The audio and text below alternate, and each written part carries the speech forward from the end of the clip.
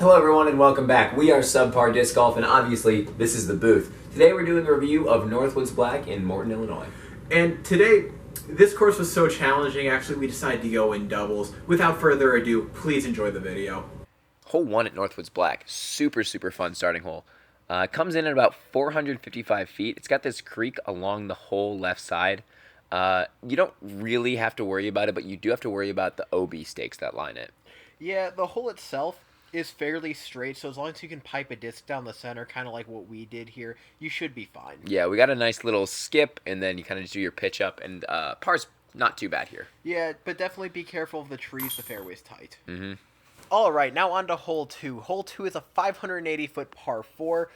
We have this huge hill off the tee pad into a nice landing zone into a dogleg right. And if you want to hit the birdie here, you have to hit the landing zone. And the landing zone is really a lot farther than you would think, especially because of the elevation here. Yeah, I find it a lot on this course where there's just kind of like really specific landing zones, a lot of tight corners to kind of round off. That's true. If you can't hit the landing zones like some of us here, definitely have your short game because you're going to be pitching up a lot. Yeah, and I mean, we find ourselves kind of like pitching around the corners a lot and doing that kind of stuff, but it still can get you a par. Hole 3 is one of my favorite holes on the course. It's a really cool par 4 coming in at 604 feet. I really like the little dips that it has in the fairway, adding it just kind of like some subtle elevation. Got that one back there, and then you've got this one here that leads you down into the green, which gives you a really cool feeling when you're down there putting. It's very fun. Yeah, so after this first chunk of fairway, the entire left side is a creek. It shouldn't be too relevant, but you should still be careful. Yeah, the tree line is thinner than you think. It's very easy for someone to accidentally shoot a disc through there and then lose it forever.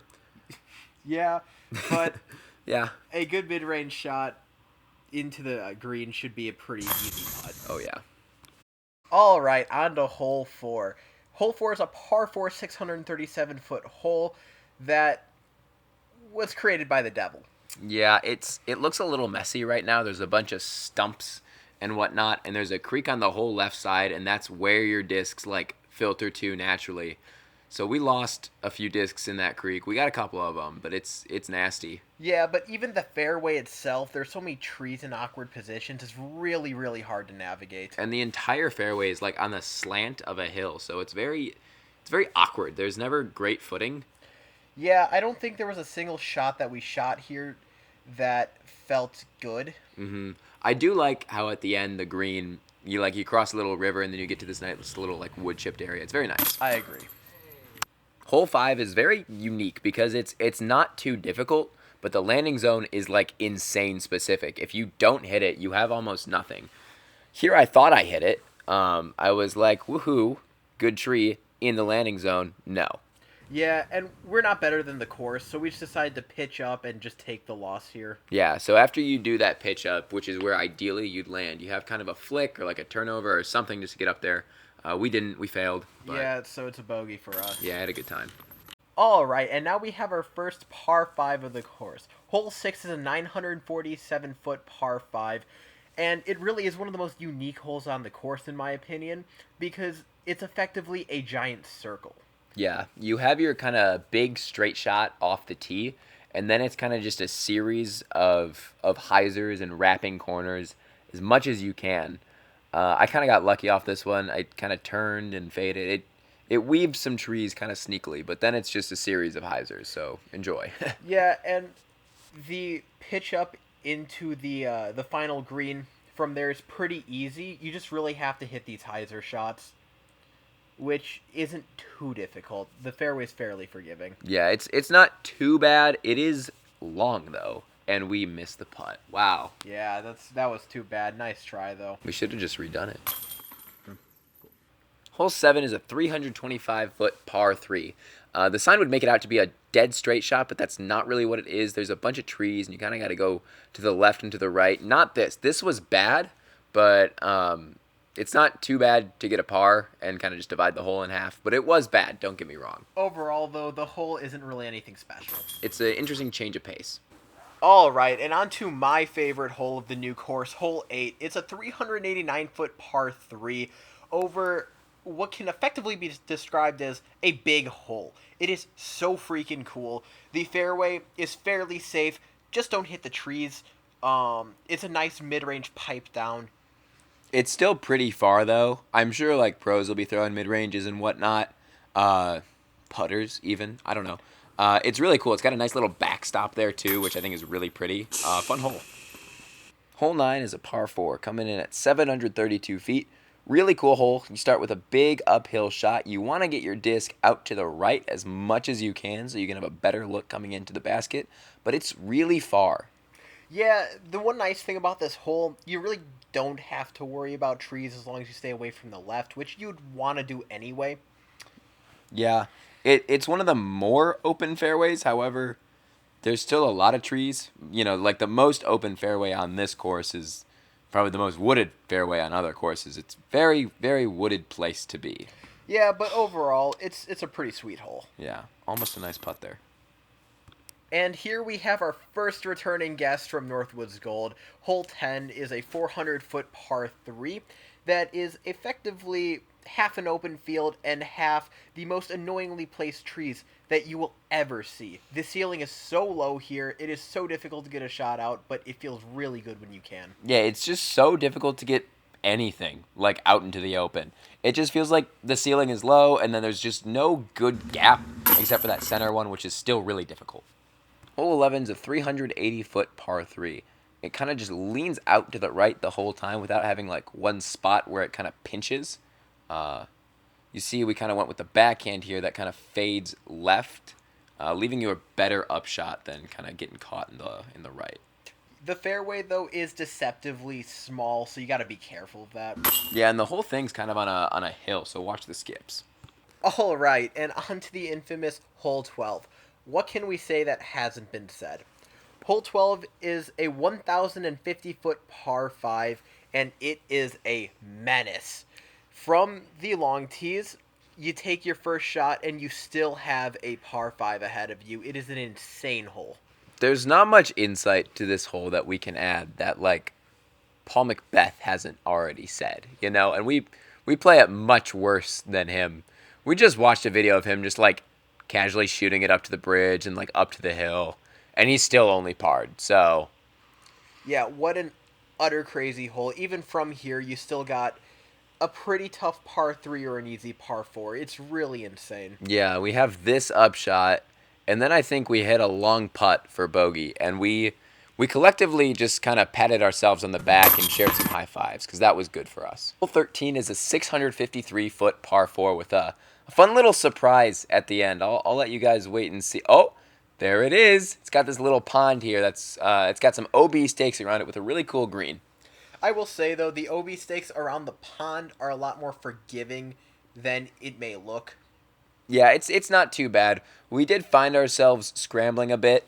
It took us 2 shots to get right up to the base of that pond, and then we had a pretty fun-looking upshot, kind of hitting that hill and bouncing off. A little bit more than we wanted, but we had a great putt. Yeah, the fairway is unfinished, but still very pretty. All right, and now on to Hole 14. Hole 14 is an 893-foot par 5, and oh boy, this is one of the most difficult holes that they have added to this course.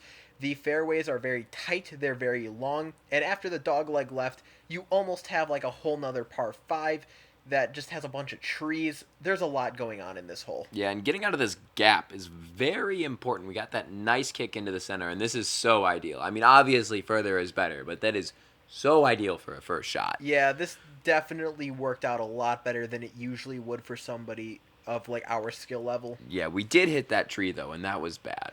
Yeah, and overall we're taking a bogey here, but like I don't feel too bad. There's just a lot going on.